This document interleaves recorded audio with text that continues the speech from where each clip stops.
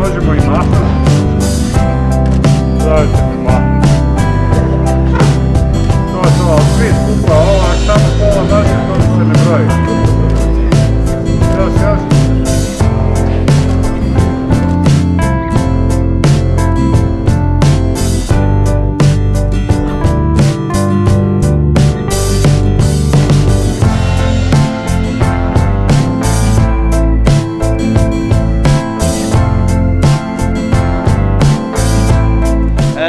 Sve nedoumice koje imate oko sutra bi trebali danas zapravo nekako dogovoriti, a sada ćete saznati od Barbare i Duška kad dođete na red i koje pitanje je po scenariju zamišljeno da vam bude postavljeno, jer svako ko je tamo će dobiti barem jedno pitanje, osim ako ne želite ništa govoriti. Dakle, to isto možete sada reći danas, ja bi najrađe samo primila nagradu i ne bi ništa govorila.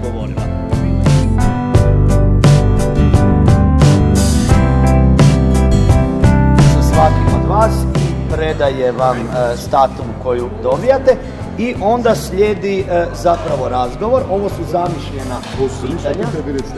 Znači ako vam nešto ne paše od tih pitanja, ne odgovarati ili želite neka druga, onda ćete sad kad ovo završimo otići do Željke i sa Željkom to dogovoriti svakog.